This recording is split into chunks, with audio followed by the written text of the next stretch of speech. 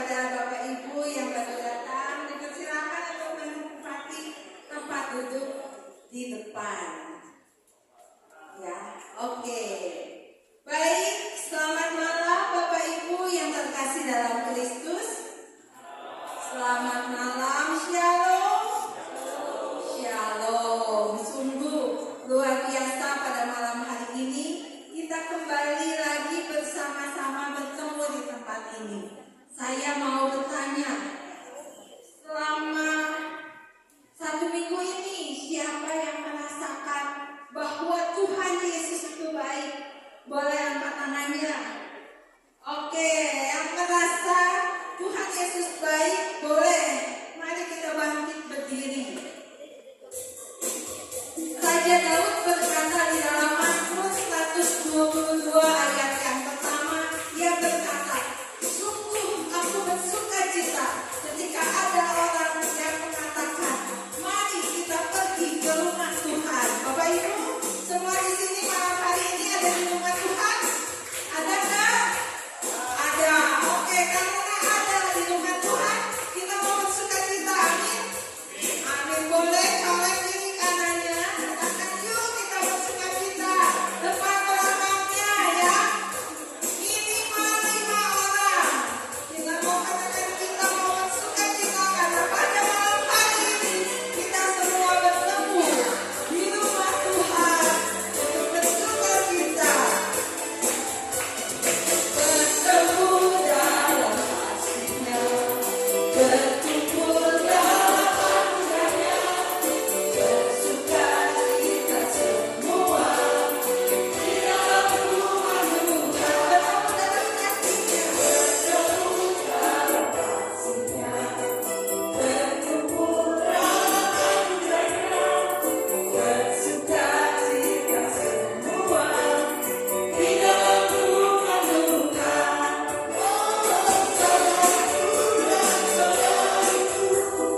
Tuhan kita dalam kasih-Mu, mari bersuka cita semua di dalam rumah Tuhan.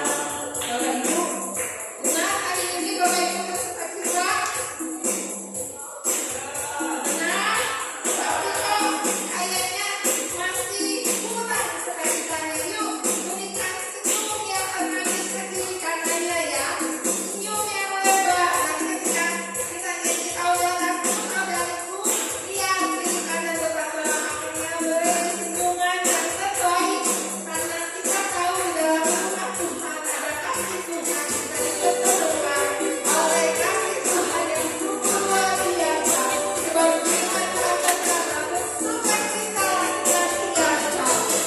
Bertemu dalam kasih-Nya, berkumpul dalam anugerah-Nya, bersuka cita semua di dalam rumah Tuhan. Dilihat kiri kanannya, saudara Tuhan. Boleh kasih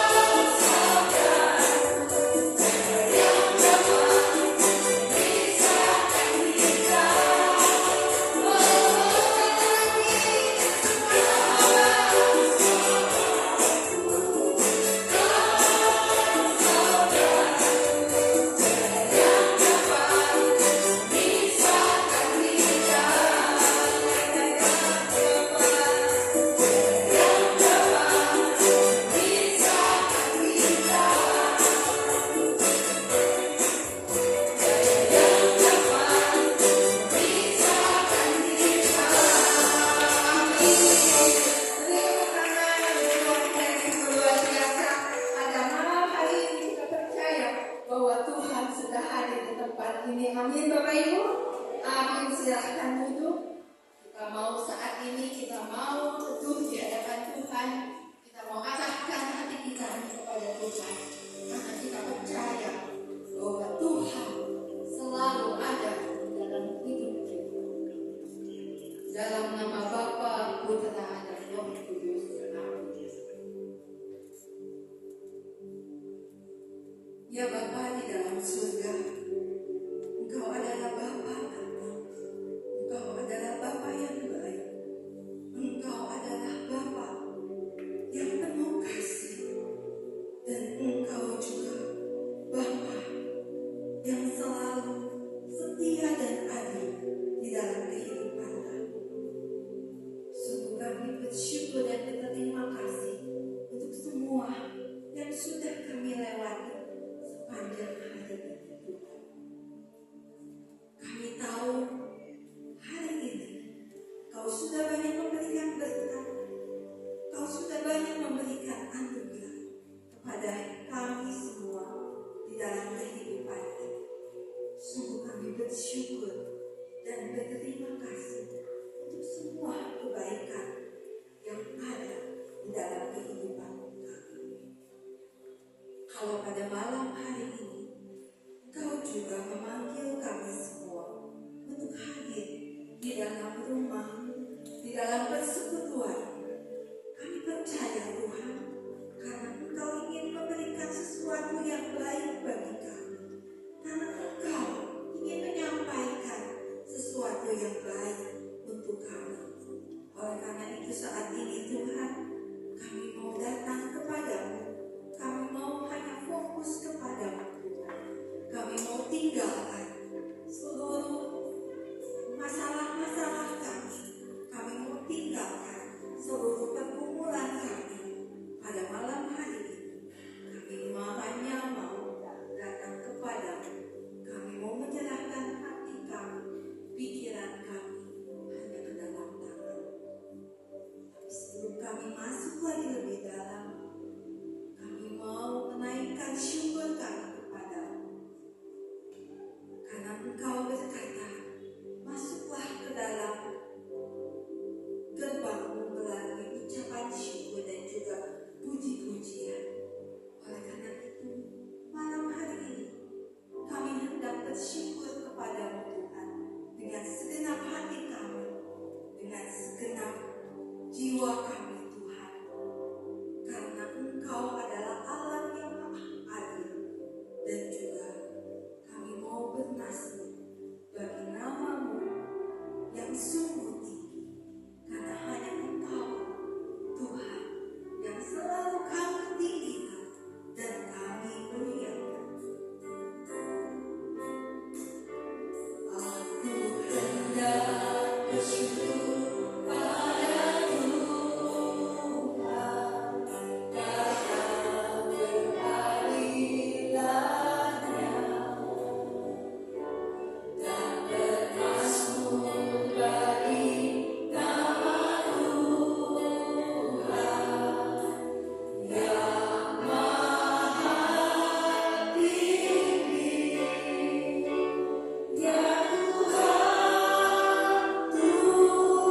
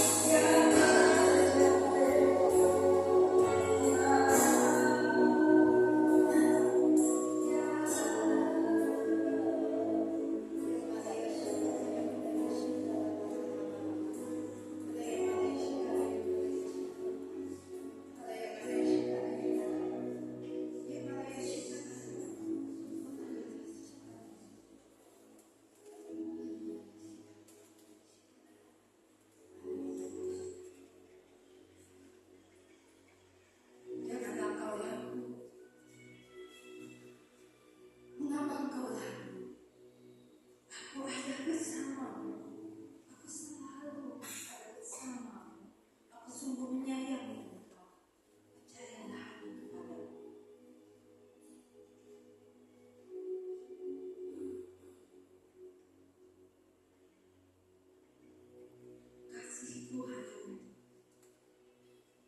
Kasihku hanya untukmu anak-anak.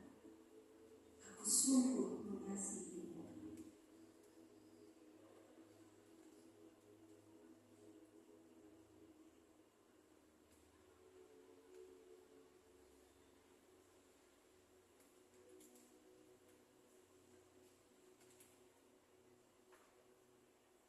Sungguh engkau Allah yang hidup.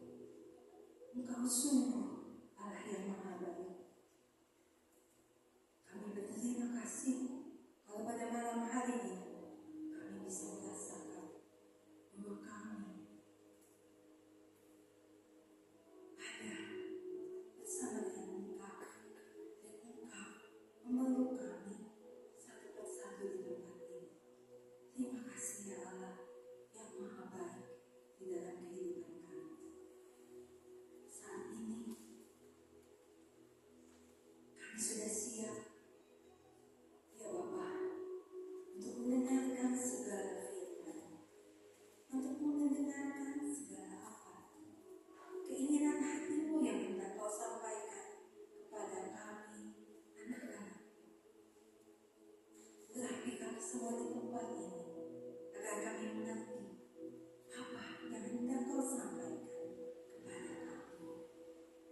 Dan kami juga sudah bersyukur kalau pada malam hari ini kau sudah memakai anakmu si cincin untuk menyampaikan pewartaan di tempat ini. Kami percaya Tuhan, kau sudah mempersiapkan dia dan juga sudah mengurangi. Biarlah apa yang akan diperkatakannya semua berasal daripadamu dan pakai dia sebagai saluran berkatmu untuk kami semua. Terima kasih Tuhan. Semua doa ini, semua pujian ini, semua ucapan syukur dan kerendahan kami panjatkan dengan perantaraan putramu yang terkasih yang bersatu dengan Roh Kudus dan juga Engkau ya Bapa, dulu sekarang dan sampai selama-lamanya. Amin. Silakan si cincin membawakan firman.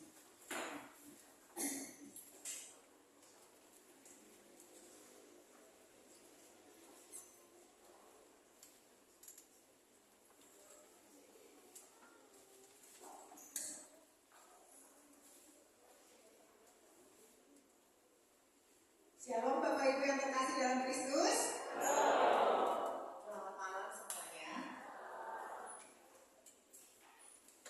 Bapak Ibu, senang sekali saya bisa ada di sini di tema BKSN 2024. Siapa yang selama 4 kali, hari ini kan yang 4 ya, yang 4 kali datang terus? Oh, nggak ada. Ada Bu kok. Ngomong Ibu ya. Cilisti ya benar. Itu perlu dapat bintang. Kita ada di tema BKSN Bulan Kitab Suci Nasional yang judul besarnya adalah Allah Sumber Keadilan. Dan hari ini kita masukin ke pertemuan yang keempat, yaitu judulnya Bersukacitalah Allah Maha Adil. Tadi udah nyanyi-nyanyi, udah memuji menyembah Tuhan. Bersukacita nggak? Sukacita dong. Bersukacita karena Allah Maha Adil. Bapak Ibu, sebelumnya kita perkenalan dulu ya. Ya, shalom. Orang Lorenzo pasti udah tahu, tapi nggak apa-apa perkenalan lagi ya, jangan bosan. Nama saya Cincin, saya dari halo Cincin. Saya berasal dari PDPKK Santo Laurentius. Paroki saya di Buah Batu. Tapi saya persekutuan doanya di sini. Saya seorang istri dari seorang suami. Saya punya 2 orang anak, 1 perempuan, 1 laki-laki. Dua-duanya udah kuliah. Saya seorang ibu rumah tangga. Udah, ya cukup Ya, nanti kalau mau kenalan lebih panjang nanti ngobrolnya di luar. Sebelum mulai, saya mau seperti biasa saya mau cerita dulu. Nah ini yang tadi ya. Saya mau cerita dulu biar rada semangat gitu ya. Ada 3 orang naik pesawat, anak kecil, ilmuwan, satu lagi seorang pastor, Romo. Mereka begitu naik pesawat kecil, mereka pergi ke satu tempat. Tiba-tiba di jalan, bukan di jalan ya, di udara gitu ya, di tengah jalan juga sih sama. Di jalan itu tiba-tiba pesawat itu mesinnya mati. Mesinnya mati, terus pilotnya tuh ngomong, ini pesawat akan jatuh karena mesinnya mati, gak bisa nyala lagi. Langsung si pilot itu pakai kursi pelontar, begitu ya. Tinggallah mereka bertiga. Mereka tahu dari sejak naik pesawat itu parasut itu cuma ada 2, sedangkan orangnya ada 3. Lalu si ilmuwan itu langsung ambil parasut, terus dia bilang gini, saya orang pintar, dunia butuh saya. Saya jalan dulu. Langsung dia loncat pakai parasut. Tinggallah 2 nih, anak kecil dan pastor. Terus pastor bilang gini, nah, hidup kamu masih panjang, masa depan kamu masih panjang. Kamu aja pakai, kamu loncat. Saya biarin di sini. Terus anak itu bilang, enggak Romo, kita loncat berdua. Satu parasut nggak bisa. Enggak, ini masih ada 2 parasutnya. Loh, yang tadi kan itu kan udah dipakai. Itu tas sekolah saya. Ternyata salah. Ya kebayang nggak dia waktu loncat itu langsung buka, nggak tahu pencetnya kemana ya. Bapak Ibu, Allah itu sumber keadilan. Allah itu adil. Allah itu selalu ada bagi kita. Dan Allah itu yang mengatur segala sesuatu kehidupan kita. Itu kenyataannya begitu ya. Tapi masalahnya kita percaya atau enggak. Nah, ini di tema bulan Kitab Suci Nasional ini judul besarnya Allah Sumber Keadilan. Waktu pertemuan pertama kita udah belajar ya, Allah harapan dalam kesulitan, lalu pemulihan dosa manusia, lalu hidup benar karena iman. Dan hari ini kita mau bersukacita karena Allah Maha Adil. Nah, pertanyaannya, menurut saya, ini tanya sama diri sendiri kan, Allah itu adil nggak sih? Apakah Allah itu adil? Menurut saya, coba, ya nggak sih? Adil nggak sih? Ada yang bilang gini, kalau Allah itu adil, kenapa ada yang kaya, ada yang miskin? Kenapa ada yang cantik, ada yang kurang cantik? Kenapa ada yang tinggi, ada yang kurang tinggi? Itu yang pendek. Kenapa ada yang hitam, ada yang putih? Kenapa ada yang hidupnya, apalagi ada banyak orang yang ngomong gini, tuh si itu ya udah banyak dosa, hidupnya kacau, tapi hidupnya banyak. Saya yang udah hidup baik, ikut Tuhan, ke PD, ke gereja, kok kayaknya susah banget. Apakah Allah itu adil? Adil gak sih? Dengan iman. Ya itu balik lagi ya, kenyataannya Allah itu adil. Tapi masalahnya kita percaya nggak kalau Allah itu adil? Nah, kita hari ini mau belajar. Bahan Kitab Suci Nasional ini agak berat ya, tapi saya nggak mau bawa yang berat-berat karena saya bukan nggak mau, nggak bisa. Jadi saya bawanya yang simpel-simpel aja. Tapi saya mau ambil bacaannya. Bacaannya ini kalau di buku BKSN ini dari Habakuk 3 ayat 1 sampai 19 dan ini panjang banget. Saya nggak mau kita baca semua, tapi saya mau cuplik-cuplik gitu ya, cuplik-cuplik apa yang ayat-ayat yang intinya aja. Jadi isinya ini Habakuk 3 ayat 1 sampai 19 itu doa Nabi Habakuk menurut nada ratapan. Jadi di dalam isinya itu dia itu meratap, dia itu ya banyak ya, panjang. Nanti kita lihat. Nah, isinya saya rangkum menjadi 3. Isinya pengakuan akan keadilan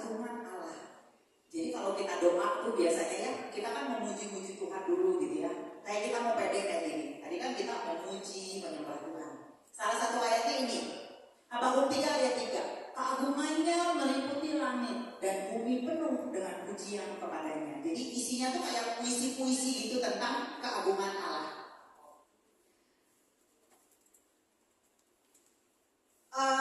Saya bacain ya, yang dia memuji Allah. Ia berdiri maka bumi dibuatnya bergoyang. Ia melihat berkeliling maka bangsa-bangsa dibuatnya melompat terkejut. Hancur gunung-gunung yang ada sejak purba, merendah bukit-bukit yang berabad-abad. Itulah perjalanannya berabad-abad. Jadi ada banyak pujian-pujian yang kata-katanya itu seperti puisi gitu di dalam Habakuk 3 ini. Dia menunjukkan bahwa Allah itu besar dan Allah itu perkasa, memelihara dan melindungi secara agung dan adil. Bahkan ketika manusia itu tidak ngerti. Ya, ini yang satu. Yang kedua, ada ayat ini, Habakuk 3 ayat 16 dikatakan gini. Dengan tenang akan kunantikan hari kesusahan yang akan menimpa bangsa yang menyerang kami. Jadi dengan tenang akan kunantikan hari kesusahan. Jadi ya berdoa, bersabar, menanti Tuhan. Di Habakuk 3 ayat 8 kata-katanya seperti ini. Terhadap sungai-sungaikah murkamu bangkit? Atau terhadap lautkah amarahmu sehingga engkau mengendarai kuda dan kereta kemenanganmu? Jadi ini emang bacaannya agak berat karena seperti puisi. Tapi kita lihat pertama tadi ada pengagungan, kedua mengajak berdoa, dia berdoa kepada Tuhan, dan yang ketiga ini sukacita dalam iman di tengah kesulitan. Ada ayat ini bagus banget. Kita baca sama-sama ya. Habakuk 3 ayat 17 sampai 18. Yuk 3, 2, 1. Sekalipun pohon ara tidak berbunga, pohon anggur tidak berbuah, hasil pohon zaitun mengecewakan, sekalipun ladang-ladang tidak menghasilkan bahan makanan, kambing domba terhalau dari kurungan, dan tidak ada lembu sapi dalam kandang, namun aku akan bersorak-sorak di dalam Tuhan, beria-ria di dalam Allah yang menyelamatkan aku. Buat saya ini indah banget gitu ya. Walaupun hidup kita itu nggak seperti yang kita mau, pohon nggak berbunga, anggur nggak berbuah, pohon zaitun mengecewakan, ladang-ladang nggak menghasilkan. Ini pokoknya nggak sesuai sama kepengenan kita. Tapi aku akan tetap bersorak-sorak di dalam Tuhan, beria-ria di dalam Tuhan, di dalam Allah yang menyelamatkan aku. Kira-kira kita bisa nggak kayak gitu? Harus bisa ya. Biasanya kita gitu atau enggak? Enggak. Biasanya kita itu cenderung banyak mengeluh, bersungut-sungut. Kita banyak protes gitu ya sama Tuhan. Kenapa Tuhan begini? Ini kenapa begini? Saya udah begini. Kenapa ini begini? Gitu ya. Nah, sekarang saya mau tanya lagi deh. Kalau tadi kan saya tanya ya, Allah itu adil kan? Adil. Nah, sekarang saya mau tanya, apa buktinya kalau Allah itu adil? Yang jawab bisa kasih tahu. Tapi nggak boleh sama.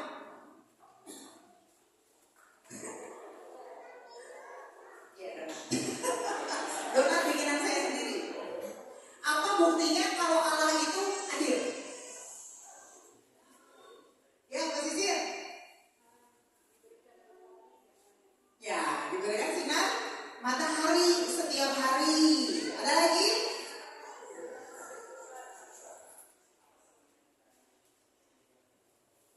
Allah selalu menyertai membela kita, menolong kita. Oke. Apa sih, Mel? Diberi nafas kehidupan. Ada lagi? Ini masih ada 6. Apa buktinya kalau Allah itu adil? Gak usah yang jauh-jauh, yang terasa sama kita aja. Apa buktinya kalau Allah itu adil? Tadi kan ditanya, Allah itu adil kan? Iya. Setuju? Setuju. Kasih setianya tidak pernah berkesudahan. Ya, itu judul lagu ya?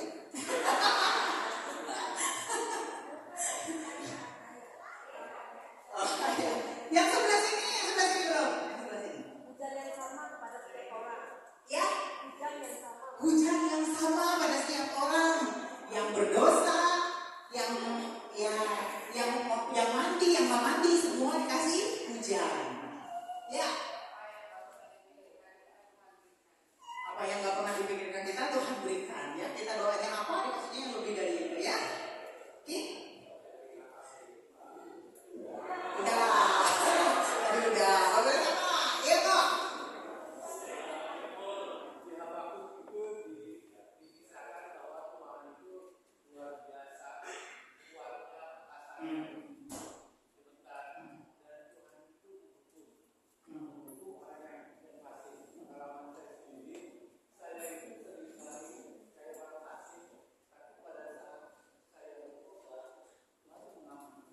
Pengampunannya, ya betul. Terima kasih. Ya, ya.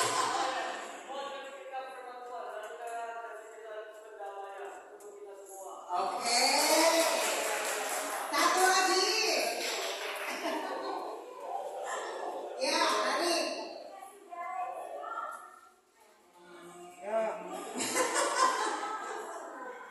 Apa sudah tadi ya?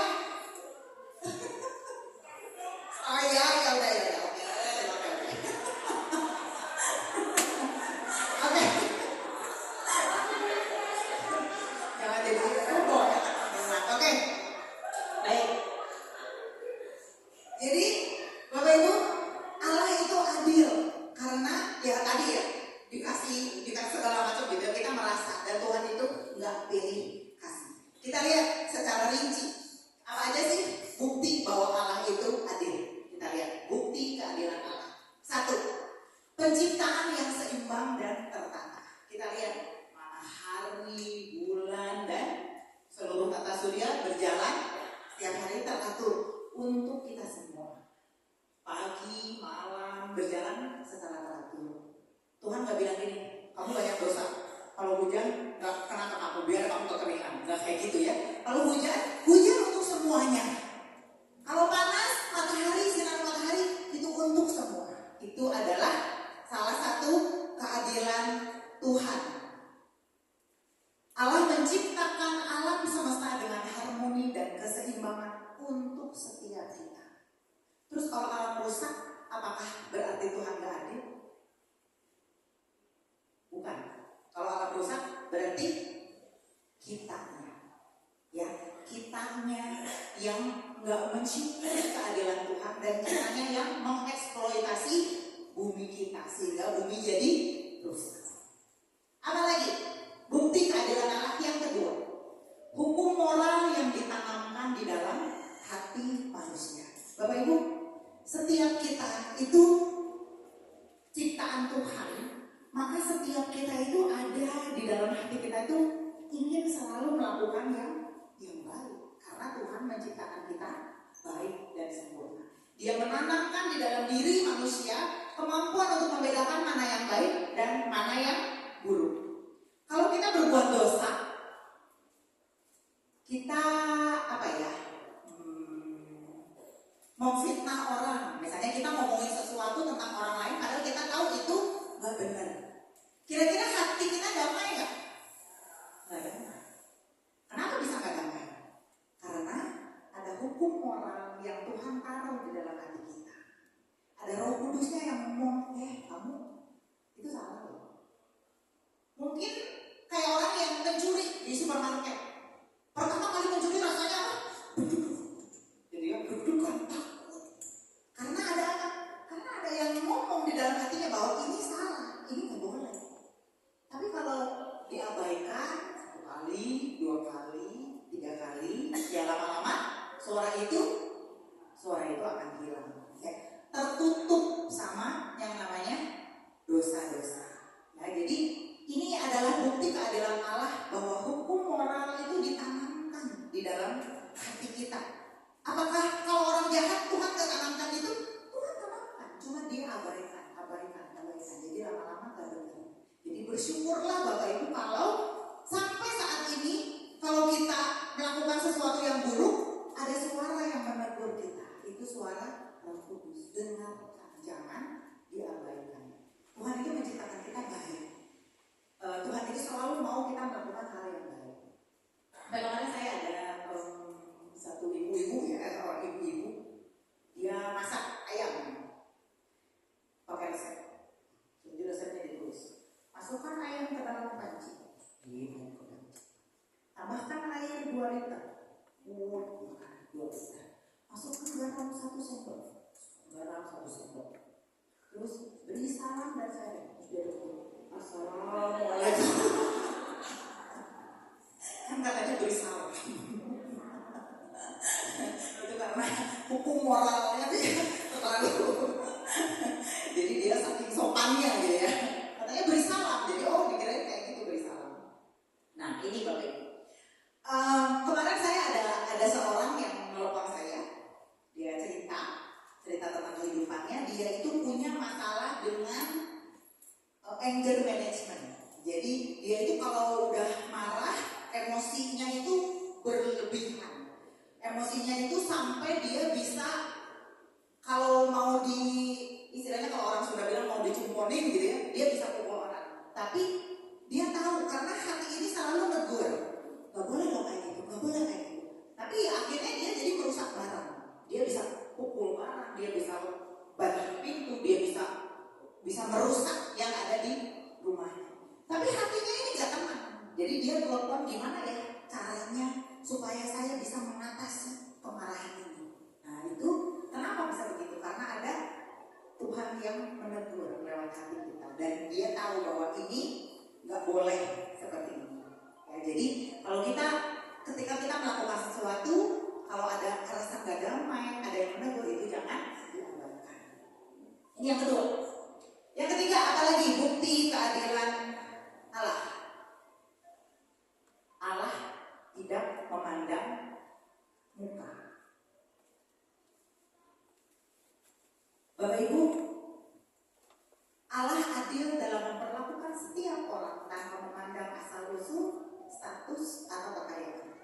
Setiap orang diadili berdasarkan iman dan perbuatan mereka, bukan berdasarkan latar belakang mereka.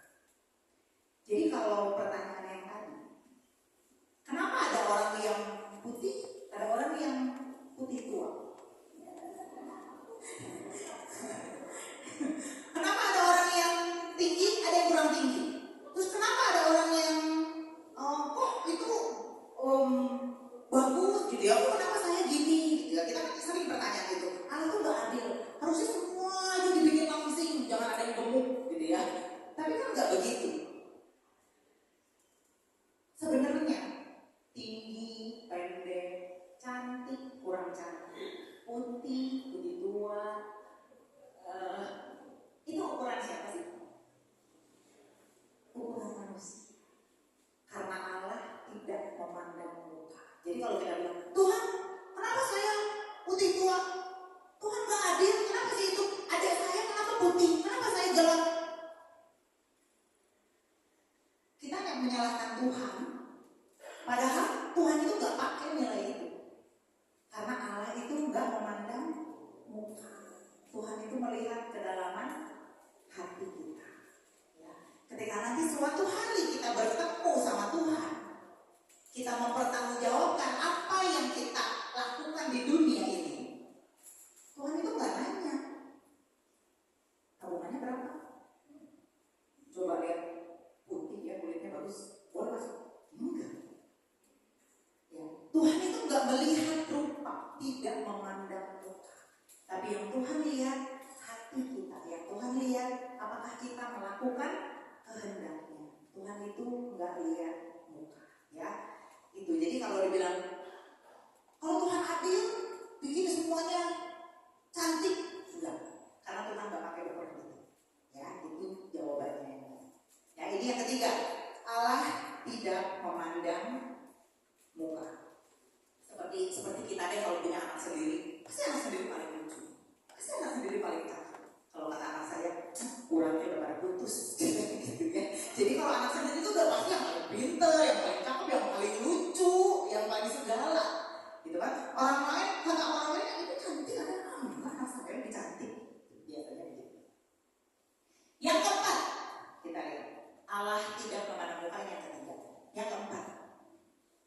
kesetiaan pada janjinya.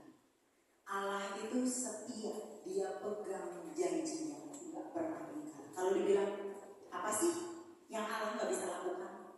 Allah tidak bisa mengingkari firman-Nya sendiri. Allah nggak bisa berbuat tidak setia, nggak bisa. Ya, dalam 2 Timotius 2 ayat 13 dikatakan, jika kita tidak setia, dia tetap setia. Karena dia tidak dapat menyangkal dirinya. Tuhan gak bisa menyangkal dirinya bahwa Allah, aku itu Allah yang adil. Aku itu Allah yang berkuasa. Tuhan itu gak akan menyangkal kesetiaannya. Bahkan ketika kita tidak setia, dia setia. Bahkan ketika kita tidak mengenal dia, dia udah mengasihi kita. Keadilan Allah itu gak sama keadilan manusia. Kalau manusia, kalau saya mau berbuat sesuatu, tanya dulu kira-kira nanti dia akan balas apa ke saya. Itu kita manusia. Ketika saya mau kasih sesuatu, kira-kira balasan kamu apa? Atau ketika saya udah kasih sesuatu sama seseorang, ketika suatu hari saya minta tolong sama dia, terus dia nggak bisa bantu, saya langsung berpikir, langsung berhitung-hitung. Dulu waktu kamu minta tolong, saya begini. Oh, sekarang waktu saya gini kamu begini ya. Dasar nggak tahu diri, nggak tahu terima kasih dan banyak lagi. Itu manusia. Tuhan gitu nggak?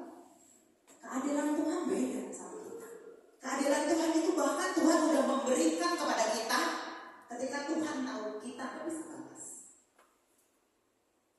Yesus mati di kayu salib menebus dosa kita. Apakah waktu nebus Yesus bilang ini, aku mau disalib nih. Kamu kira-kira mau terima aku nggak nanti? Kira-kira gimana nih? Mau nggak nih? Kalau mau nggak jadi nih. Nah, nggak gitu kan?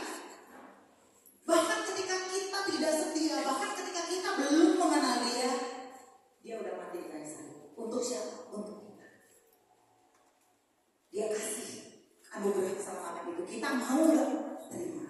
Itulah keadilan Allah. Keadilan Allah itu nggak sama keadilan kita. Dia setia. Janji keselamatannya itu iya dan amin. Dan Allah yang setia itu bertemu dengan jadi diwujudkan keselamatan yang dia berikan kepada kita itu diwujudkan lewat Yesus Kristus. Jadi kalau tadi pertanyaannya, kenapa ada yang kaya, kenapa ada yang miskin? Sebenarnya Allah itu adil sama semua orang. Tapi ada orang-orang yang mungkin lebih giat, ada orang-orang yang ya sekedarnya aja, atau ada orang-orang yang salah jalan, ada orang-orang yang ya itu yang membuat jadi berbeda. Jadi kalau misalnya ada yang kaya ada yang miskin, apakah Allah nggak adil? Allah nggak adil? Enggak ya? Allah itu selalu adil. Kita manusia yang nggak adil dan itu ukuran manusia. Balik lagi, kaya dan tidak kaya itu bukan ukurannya Tuhan, tapi kita yang menilai kaya atau miskin. Kesetiaannya pada janjinya itu termasuk tadi pengampunan. Ya. Seberdosa apapun kita sebagai manusia, Tuhan itu kalau kita balik ke Tuhan, kita mau mengakui kesalahan kita dan kita mau berbalik nggak melakukannya lagi, Tuhan itu pasti terima pengampunan kita. Tapi kita nggak gitu. Manusia itu sulit untuk seperti itu, tapi Tuhan ya itu keadilan Tuhan. Nah ini next yang kelima, bukti keadilan Tuhan itu adalah pengorbanan Yesus sebagai puncak keadilan Allah. Kristus Yesus telah ditentukan Allah sebagai jalan pendamaian karena iman dalam darahnya. Hal ini dibuatnya untuk menunjukkan keadilannya karena ia telah membiarkan dosa-dosa yang terjadi dahulu pada masa kesabarannya. Maksudnya ialah untuk menunjukkan keadilannya pada masa ini supaya nyata bahwa ia benar dan juga membenarkan orang yang percaya kepada Yesus. Roma 3 ayat 25 sampai 26. Allah ketika tahu kita manusia ini berdosa dan gak mungkin selamat. Kita yang seharusnya dihukum karena upah dosa adalah maut, Tuhan itu malah mengirimkan Yesus untuk menebus kita supaya kita selamat. Ya. Dan apakah anugerah keselamatan ini hanya untuk sebagian orang? Untuk semua orang. Tapi balik lagi, kitanya mau nggak terima anugerah itu? Karena Allah itu adil untuk semua. Bapak Ibu,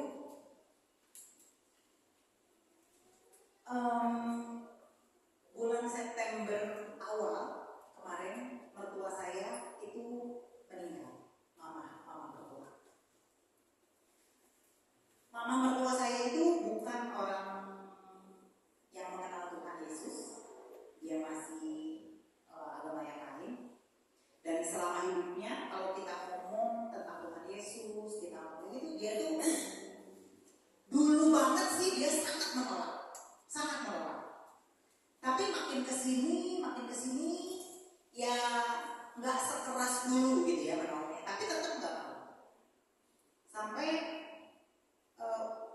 mertua saya itu orangnya keras banget. Dan gimana ya, orangnya tuh gaul gitu ya. Dan kalau ngomong tuh ceplos gitu. Sampai suami saya itu ngomong gini, karena udah istilahnya bofat gitu ya, nggak tahu mesti ngomong gimana lagi sama mama. Udah diceritain tentang Tuhan Yesus, tentang keselamatan, segala itu nggak masuk.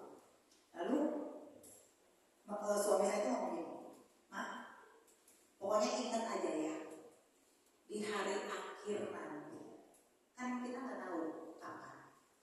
Kalau yang jemputnya mama takut, cepat-cepat minta ampun sama Tuhan Yesus. Panggil Tuhan Yesus, karena Tuhan Yesus itu Tuhan dan Juru Selamat. Dan sampai ngomongnya kayak gitu, karena udah gak tahu lagi mesti pakai cara. Karena setiap ditanya mau dibaptis nggak, ya udah gini, ulang macam-macam siap.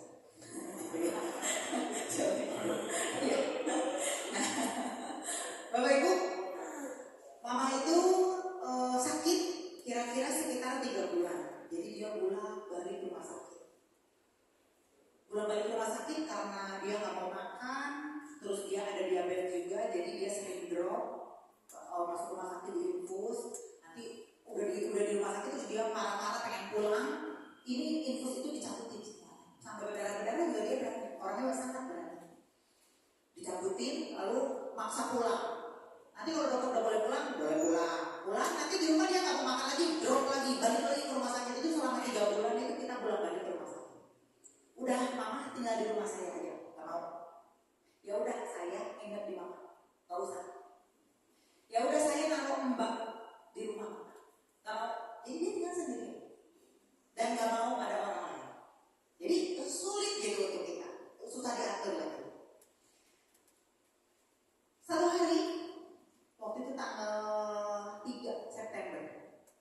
Tanggal 3 September, sebelumnya tuh suami saya ngomong gini, Cing, panggil pastor, mama pernikahan.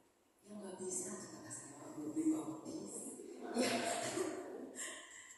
Terus, ya udah, coba aja panggil, katanya kalau mau dibaptis. Kalau nggak mau, ya udah doain aja. Oh ya udah, kalau gitu oke. Lalu panggilan seorang pastor. Sudah ngomong dulu di rumah. Nanti kalau mau baptis, kalau nggak mau ya udah pastor doain aja. Kita tuh sebelum hari itu udah ngobrol-ngobrol gitu ada kata lu gimana? Mau nggak? Semua tuh udah mau gitu. Ya udah nggak apa-apa. Kalau nggak mau ya udah kita udah bersiap. Ketika di rumah sakit,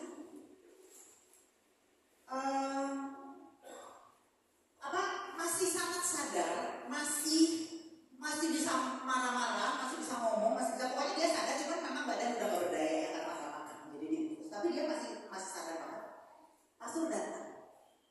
Pastor datang, terus dia lagi marah-marah karena minta pulang. Dan itu kita bilang, ini mau siapa yang ngomong nih, makanya mau siapa yang ngomong nih. Tapi kebetulan itu anak laki-lakinya dua-duanya itu lagi pada ke bawah, jadi nggak ada waktu pastor datang tuh cuma ada anak perempuan dan anak itu.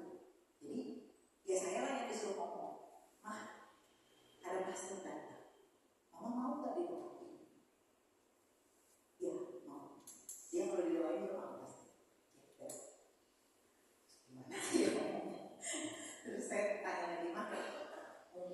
pastor di sini.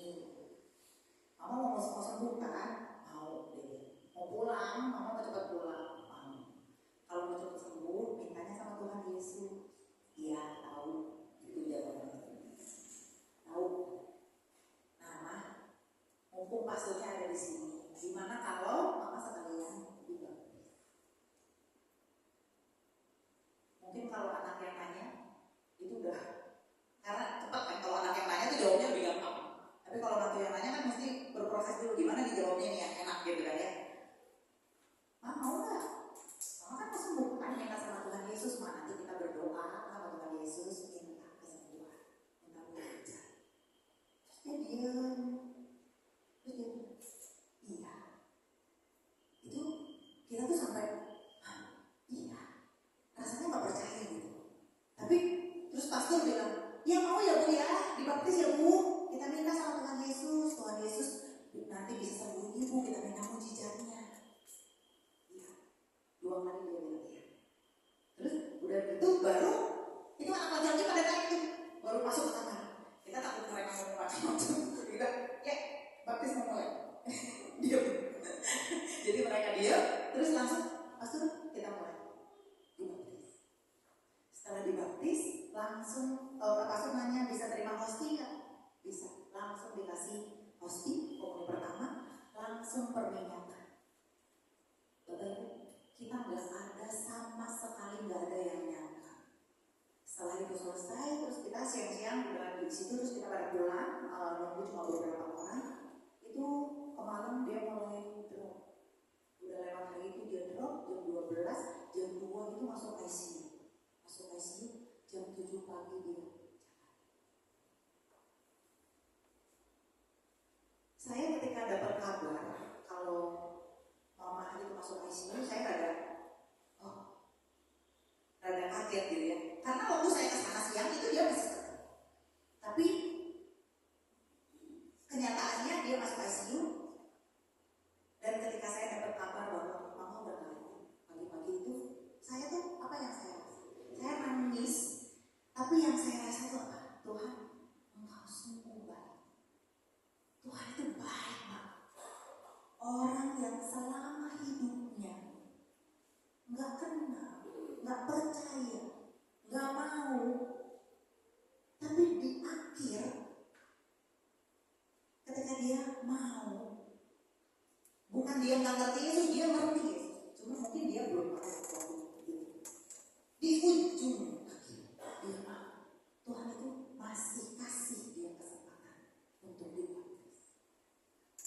Malah saya mikir gitu, kita bisa nggak kayak pergi ke rumah Bapak dalam keadaan bersih? Jangan-jangan kita yang apa? Udah kenal Tuhan, tapi waktu masuk ke sana, entah kita waktunya kapan, bisa nggak kita dalam keadaan seperti itu? Tapi Tuhan itu sungguh luar biasa. Dan kalau bilang Allah Maha Adil, Allah adil. Karena keselamatan itu Dia sediakan untuk semua orang. Dan manusia itu diberi kehendak bebas. Kita mau nggak terima keselamatan yang Tuhan udah sediakan? Bapak Ibu, itu yang buat saya, ya Allah itu adil. Tuhan itu sangat baik. Satu lagi, kalau di dalam kehidupan saya pribadi, bukti bahwa Allah itu adil. Saya kemarin malam tanya sama suami saya, dalam kehidupan kita, apa yang pernah terjadi dalam kehidupan kita yang menunjukkan kalau Allah itu adil? Menurut versi dia, saya tanya. Dia bilang, ya pada saat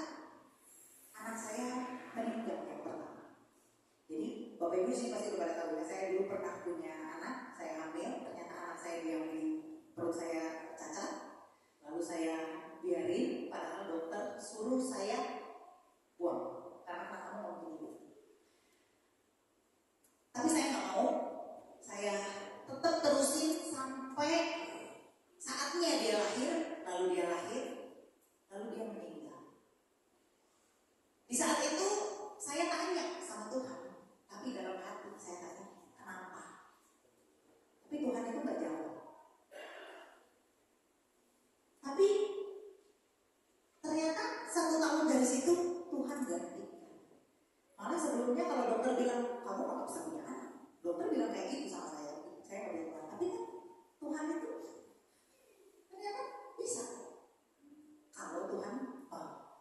Ya, jadi itu adalah bukti keadilan Tuhan. Walaupun waktu saya mengalami itu saya tuh bukan saya kayak gini. Ini ya, saya nggak mau buang nih. Lihat ya Tuhan ya. Nanti Tuhan ganti ini ya. Nah, nggak kayak gitu sih. Jadi saya cuma melakukan apa yang bisa saya lakukan. Ya udah. Dan ternyata Tuhan itu melihat itu semua. Jadi Bapak Ibu boleh renungkan di dalam kehidupan Bapak Ibu. Sebenarnya Tuhan adil ya. Renungkan lagi. Tuhan itu Allah yang maha. Kita yang baik-baik. Dan biasanya kita mengukur keadilan itu berdasarkan keuntungan pribadi kita. Seringkali ini, ketika kita kena musibah, kita bilang, Tuhan, kenapa saya? Kenapa saya? Kenapa saya ini? Kenapa terjadi sama saya? Itu sering kita menuntut keadilan. Tapi Bapak Ibu, ketika kita dapat rezeki, ketika kita dapat kelimpahan, pernah nggak tanya sama Tuhan, Tuhan, kenapa saya yang dikasih rezeki ini? Harusnya nggak usah, harusnya dia aja. Pernah nggak? Nggak pernah. Berarti Tuhan adil nggak? Tuhan itu adil. Kita adil nggak? Kita nggak adil. Karena kita mengukur segala sesuatunya berdasarkan keuntungan saya. Kalau untuk saya untung banyak, adil. Tapi kalau saya rugi, nggak adil ini. Ya, gitu. Ya. Jadi apa yang harus kita lakukan? Yang harus kita lakukan ya kita percaya kalau Tuhan itu adil dan kita percaya apa yang terjadi sama kita itu adalah yang terbaik yang Tuhan berikan. Ini ya Bapak Ibu 5 bukti keadilan Allah.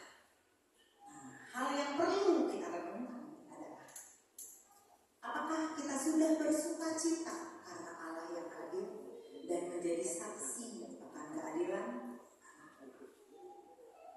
Tuhan sudah memelihara kita, tadi bilang Tuhan kasih kita nafas kehidupan, Tuhan kasih kita kesehatan, Tuhan kasih kita berkat keselamatan, Tuhan kasih berkat sama kita, Tuhan cukupkan kita, Tuhan kasih kesehatan, Tuhan kasih segala. Terus apakah itu? Ya udah nikmatin aja sendiri. Apakah kita udah bersyukur, udah bersuka cita karena itu?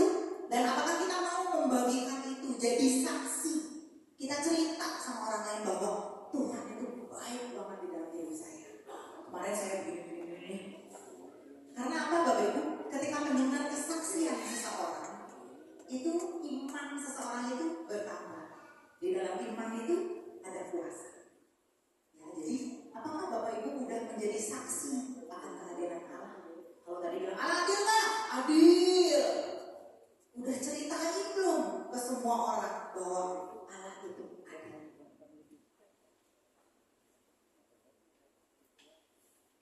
Jadi terakhir yang harus kita lakukan adalah satu, bersyukur. Bersyukur kalau kita punya Allah yang adil. Bersyukur kita punya Allah yang mencukupkan, Allah yang memelihara kita, Allah yang gak pernah beda-bedain orang, Allah yang tidak memandang muka. Bersyukur.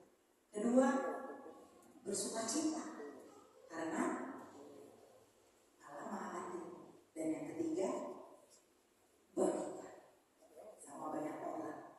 Bagikan sama banyak orang sukacita yang kita rasakan itu, supaya orang lain juga merasakan sukacita itu. Orang lain bertambah imannya, bertambah kasihnya kepada Tuhan. Apakah Bapak Ibu di sini bersukacita karena Allah maha adil? Ih, lemes. Saya bawa donatnya kurang banyak ya. Apakah Bapak Ibu bersuka cita kalau Allah maha adil? Paksa. Mari Bapak Ibu kita bagikan cerita kita di dalam kehidupan kita bahwa Allah itu Allah yang adil dan kita selalu bersuka cita karena itu. Mari Bapak Ibu kita mau tundukkan kepala, kita mau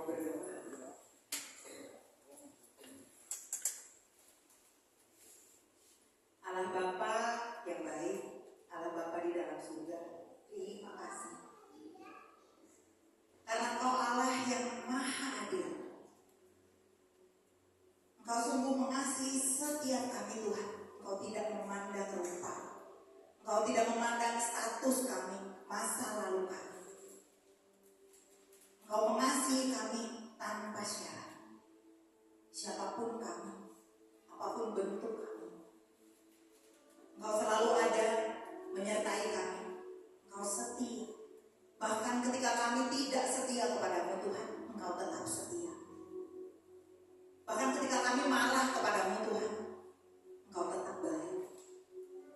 Bahkan ketika kami kecewa kepadamu Tuhan, karena kami tidak mendapatkan apa yang kami inginkan, dan kami bilang Engkau tidak adil, Engkau tetap ada di sana Tuhan, dan Engkau tetap baik. Engkau tetap mengasihi kami, Engkau tetap memberikan, mencukupkan apa yang kami butuhkan. Ampuni kami Tuhan, manusia yang berdosa ini. Ampuni kami Tuhan, kalau kami hanya memikirkan kepentingan kami sendiri. Ampuni kami Tuhan, karena kami banyak hitung-hitungan kepadamu. Padahal Engkau Allah yang selalu menyediakan bagi kami. Kami kurang bersyukur Tuhan. Ampunilah kami. Bapak, biarlah setelah hari ini apa yang Engkau telah sampaikan kepada kami lewat bulan kitab suci nasional, bahwa Engkaulah Allah sumber keadilan. Kami boleh semakin menyadari keadilan-keadilan-Mu. Karena adil itu bukan semuanya sama rata Tuhan, tapi Engkau tahu yang terbaik bagi kami. Biar kami boleh selalu mengucap syukur atas kebaikan-Mu Tuhan. Biar kami selalu boleh bersyukur atas kehidupan kami, atas semua yang terjadi di dalam kehidupan kami. Sebab kami percaya itu semua yang Kau sediakan baik bagi kami.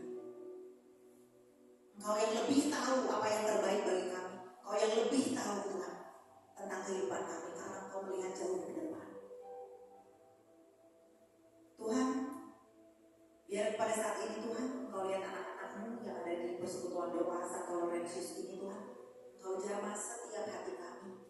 Engkau tahu setiap pergumulan kami, kekecewaan kami, kesedihan kami, pertanyaan-pertanyaan kami Tuhan. Engkau tahu. Biar Engkau yang jawab Tuhan. Beri kami hikmat, pengertian. Beri kami kepekaan untuk mendengar suara-Mu.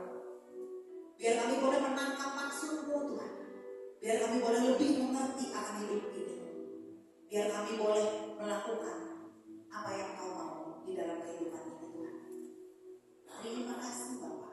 Terima kasih Tuhan. Biar Engkau terus pegang tangan kami dalam kami menjalani kehidupan kami. Kami juga berdoa Tuhan secara khusus untuk persekutuan doa kami Santo Laurentius ini. Biar Engkau tambahkan segala yang baik, Engkau tambahkan pekerjanya, Engkau tambahkan umatnya Tuhan. Kami percaya Engkau akan melakukan perkara besar lewat persekutuan ini Tuhan. Dan biar lewat persekutuan doa ini nama-Mu semakin dimuliakan, semakin ditinggikan. Tuhan sampai selesai melaksanakan tugas. Biar setiap firman-Mu yang ditabur tidak jatuh sia-sia, tapi jatuh ke tanah yang subur. Biar boleh berakar kuat, boleh tumbuh besar, berbuah, dan buahnya manis. Semuanya untuk kemuliaan nama-Mu. Terima kasih Bapa, terima kasih Tuhan. Semua doa-doa ini kami menaikkan di dalam nama Yesus Kristus, Putra Tuhan dan pengantara kami, kini dan sepanjang segala masa. Amin. Terima kasih, Tuhan Yesus memberkati.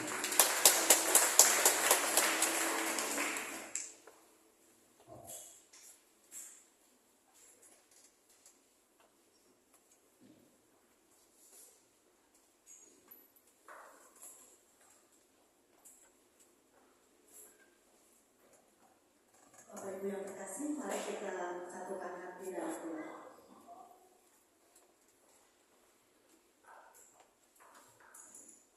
Allah Bapa yang Maha Kuasa, terima kasih untuk acara persekutuan doa pada malam hari ini dan untuk firman yang baru saja kami dengarkan. Mampukan kami Tuhan untuk senantiasa bersyukur dan bersukacita karena memiliki Allah yang Maha Adil. Semoga Allah senantiasa menerangi hati dan pikiran kita, sehingga kita memiliki kepekaan untuk menyadari kemahaadilan Allah dan membagikannya kepada sesama di dalam setiap aspek kehidupan kita. Marilah kita mohon. Allah Bapa yang Maha Baik, kami juga mau berdoa bagi si Cincin yang telah membawakan renungan pada malam hari ini. Kiranya berkat-Mu senantiasa tercurah untuk si Cincin beserta keluarganya.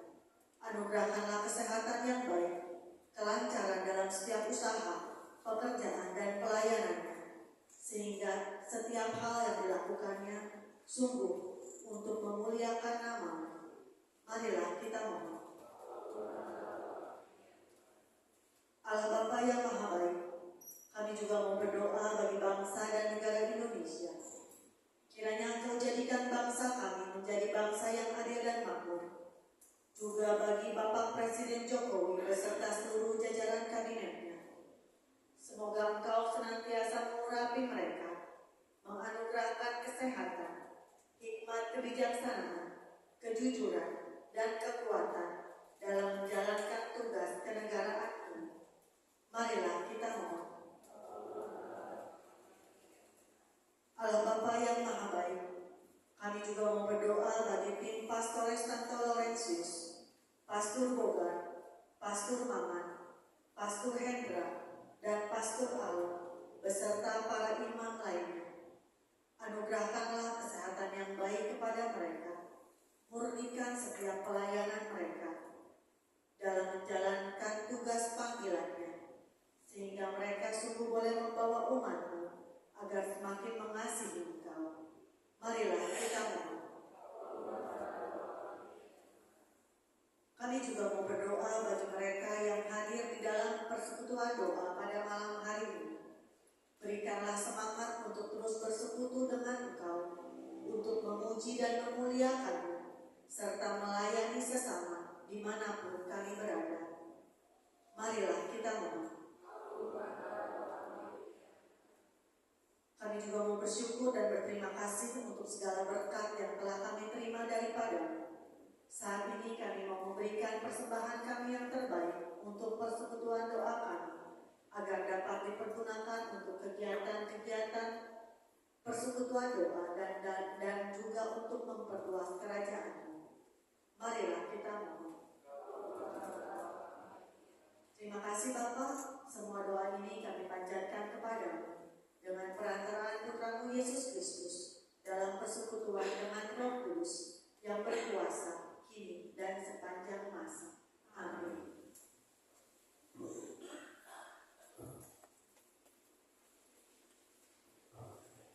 Bapak Ibu, saudara-saudari yang terkasih, kita sudah bersukacita, kita boleh bersyukur, boleh mendengarkan firman Tuhan, pengajarannya yang sungguh luar biasa. Mari kita sekarang melakukan tindakan iman, kita mau berbagi sukacita, berbagi, menyatakan bahwa Allah itu hadir. Sambil kantong kolekte diedarkan, kita memuji Tuhan dengan lagu pujian. Selamat.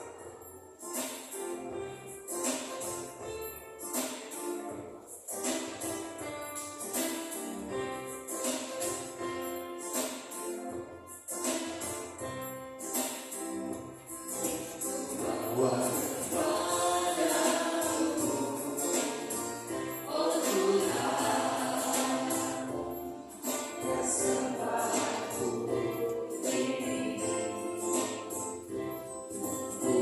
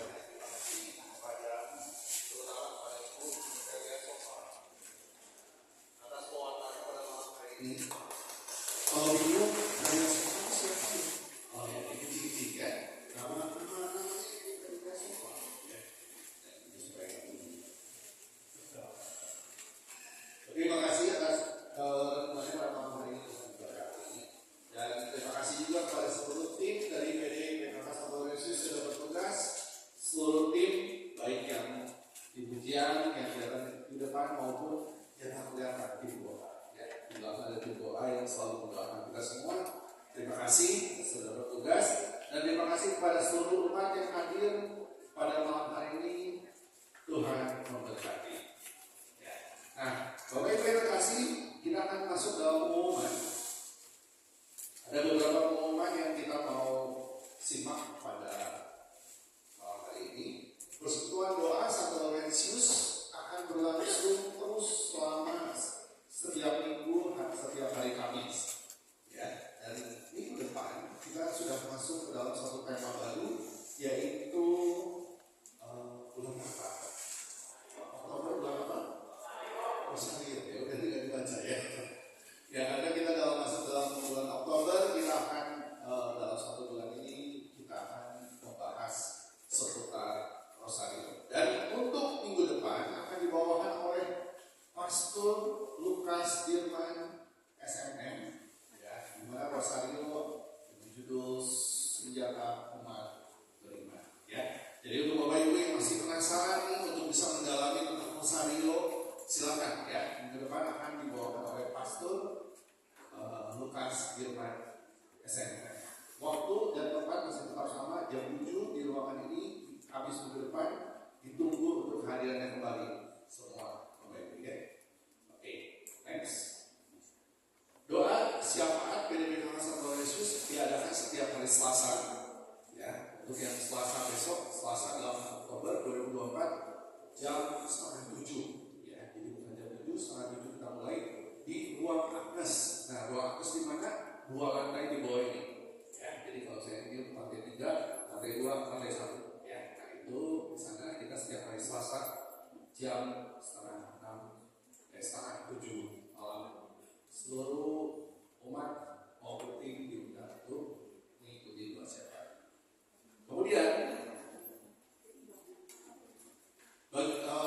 doa Koronka Kehakiman Ilahi, kami PD PKK Satu Yesus setiap hari mengadakan doa Koronka Kehakiman Ilahi untuk mendoakan bagi wujud-wujud bagi bangsa negara Indonesia dan kesembuhan orang sakit. Setiap kali ini via Zoom online, jadi Bapak Ibu dimanapun bisa mengikutinya. Jam 14.45 tepat kita akan dimulai. Ya, di sini ada meeting ID-nya, ada password-nya. Silakan Bapak Ibu untuk join karena di sini kita bisa sama-sama untuk berdoa Koronka Kehakiman Ilahi untuk mendoakan wujud-wujud yang ingin kita doakan. Ya, seluruh dari kita diundang untuk mengikutinya. Ya.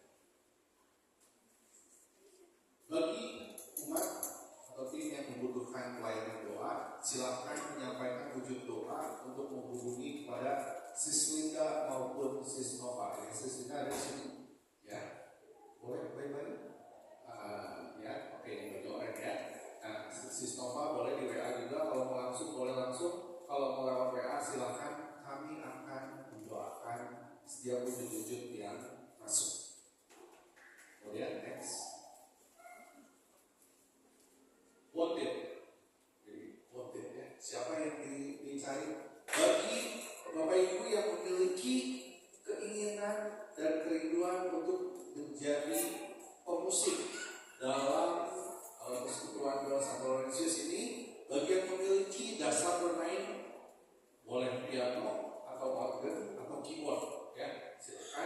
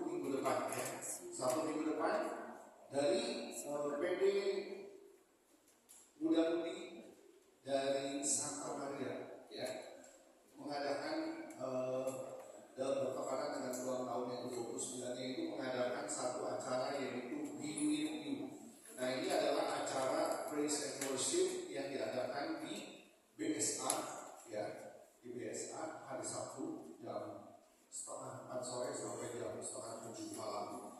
Dan bintang tamunya itu adalah yang membawakan pujian itu adalah LOJ Worship, ya, Light of Jesus Worship, ya. Nah, Bapak Ibu yang terkasih, kalau saya tanya LOJ ini siapa sih? Nah, LOJ ini tim pujian yang asli 100% Katolik. Jadi kalau misalnya Bapak Ibu sekarang ini kita tahu kalau di musik doa seringkali kita memakai lagu, ya. Lagu-lagu ini itu kebanyakan lagu-lagu dari sahabat kita di gereja tetangga, ya. Tapi kalau misalnya lagu-lagu LOJ Worship ini adalah tim pujian asli 100% Katolik, ya. Jadi lagu-lagu itu mereka menciptakan lagu-lagu yang begitu luar biasa. Dan kali ini kita boleh berbangga, ya. Lagu-lagu LOJ Worship pun dipakai di gereja tetangga, ya. Jadi gak cuma hanya kita aja yang pakai lagu gereja tetangga, tapi mereka juga menggunakan lagu dari yang asli Katolik, ya. Jadi kita sama-sama saling memuji dan menyembah Tuhan bersama-sama, gak peduli, ya, dari manapun. Nah, Bapak Ibu yang terkasih, sangat diundang untuk bisa mengikuti acara BBTU ini karena ini acara yang sangat luar biasa, terutama buat tim dihimbau untuk bisa mengikuti acara ini. Ada biayanya 110.000, ya, 109.000 tepatnya, ya, untuk mengikuti acara ini. Dan sangat disarankan untuk tim dari Laurentius karena kita biasa melayani, kita kali-kali untuk ikut acara ini untuk kita juga bisa merasakan karya Tuhan melalui praise and worship bersama LOJ Worship, ya. Kalau mau daftar kemana? Oh, ke saya aja boleh, ya. Nanti kalau saya yang mau daftar tinggal kontak saya, nanti saya bantuin untuk daftar, ya. Kemudian berikutnya, ya. Jadi kita ada setiap kali selesai meeting kita dimohon Bapak Ibu untuk berpartisipasi untuk mengikuti untuk mengisi survei kuesioner untuk pewarta kita, dan pewarta kita pada malam hari ini adalah Ibu Cincin. Silakan di scan QR code-nya dan Bapak Ibu tinggal isi masukan-masukan yang diberikan kepada pewarta kita pada malam hari ini. Dan masukan daripada Bapak Ibu sangat berarti dan sangat membantu untuk perkembangan daripada pewarta kita supaya bisa mewartakan jadi lebih baik lagi, makin lebih baik lagi. Ya, silakan di scan untuk isi. Untuk tim di grup udah ada, ya, linknya. Boleh tinggal dibuka grupnya, tinggal pencet linknya lebih mudah. Ya, kalau misalnya ada, silakan di scan di sini. Kita sama-sama untuk memberikan kontribusi buat pewarta-pewarta. Sekian pengumuman. Terima kasih. Tuhan Yesus memberkati.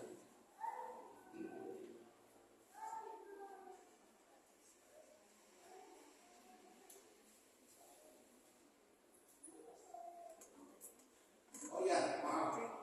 Bapak Ibu yang terkasih, ada satu pengumuman tambahan. Ya, pengumuman tambahan itu adalah kita juga mau ada acara nobar, nonton bareng. Nonton barengnya itu hari Minggu tanggal 6 Oktober, benar? Minggu 6 Oktober kemungkinan jam 1 siang karena lagi di sama asisten. Oh ya, karena bukannya di bioskop, ya. Jadi nanti kita kalau mau nobar bareng, kita mau nonton Puasa Tuhan, ya. Puasa Tuhan, ya, versi Pop Exorcist versi Indonesia katanya, ya. Katanya ya, kita juga nonton lah bersama-sama karena ini berkaitan dengan eksorsis, ya. Nah, Bapak Ibu kalau misalnya tertarik untuk bersama-sama kita mau nobar nanti hari Minggu jam 6 Oktober, kalau pendaftar silakan ke Sistrinda. Jadi nanti info, ya. Kita pertemuan di mana, tempatnya di mana, nanti kita sama-sama. Ya. Cukup. Terima kasih Tuhan Yesus berkati. Baik, Bapak Ibu, saudara yang terkasih, kita ada di ujung persekutuan doa malam hari ini. Kita pulang, mari kita berdoa, kita bangkit berdiri.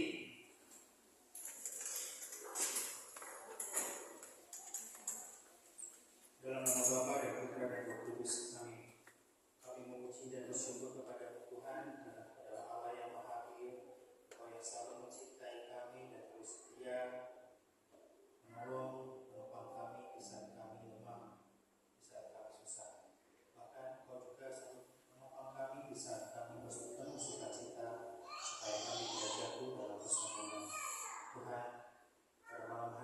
bersyukur boleh kembali diperkaya akan firman-Mu, dan kami pada malam hari ini juga akan kembali pulang ke rumah kami masing-masing. Berkati Tuhan perjalanan kami supaya kami dapat sampai dengan selamat, berkumpul dengan keluarga dan komunitas kami yang lainnya. Terima kasih Tuhan, semua pujian, doa dan juga pengharapan kami persembahkan kepadamu di dalam nama Yesus Kristus Putra-Mu, Tuhan dan Juru Selamat kami. Amin. Dalam nama Bapa dan Putra dan Roh Kudus. Amin. Bapak Ibu, pada bulan Rosario ini mari kita lebih intensikan untuk doa dan pujian kita kepada Bunda Maria.